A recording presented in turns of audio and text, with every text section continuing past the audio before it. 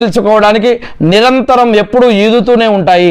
అలా ఎక్కువ ఈదకపోయినా సరే కనీసం అవి గిల్స్ ద్వారా నీరు ప్రవహించేందుకు, అవి బ్రతకడం కోసం, ఆక్సిజన్ పొందడం కోసం, అవి అందరికి ఇబ్బంది పడకుండా ఉండడం కోసం అవి నిద్రపోతూ ఉన్నప్పుడు కూడా మెల్లగా కదులుతూ ఉంటాయి.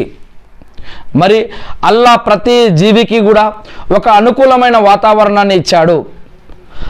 ఆక్వేరియంలో మనం చేపలను పెంచుతూ ఉంటాం. కొన్ని ముఖ్యమైన విషయాలు మనం గుర్తుపెట్టుకోవాలి.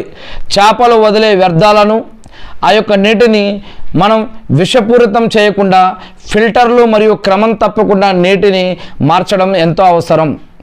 సముద్రపు చేపలకు ఉప్పు అవసరం ఉంటుంది, కానీ మంచినీటి చేపలకు సాధారణ నీరైతే సరిపోతుంది.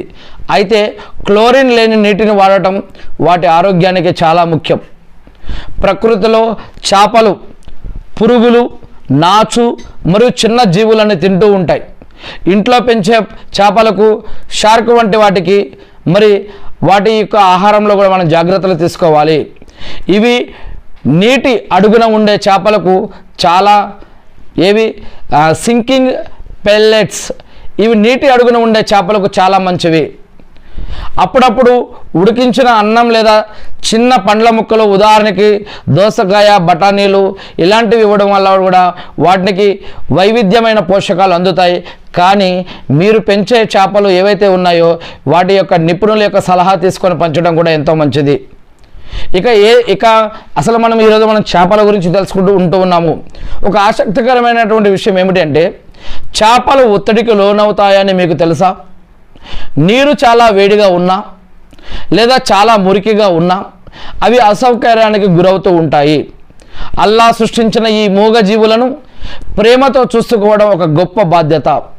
మనం ఈనాడు అనేక రకాల చెరువుల్లో, నదుల్లో, సముద్రాలలో అనేక రకాల పొల్యూషన్ వల్ల అనేక రకాల చేపలు మరణించడాన్ని మనం ఈరోజు న్యూస్ పేపర్లలో, సోషల్ మీడియాలో, టీవీలో అనేక రకాల వాటిల్లో మన మాధ్యమాల ద్వారా మనం చూస్తూ ఉన్నాము.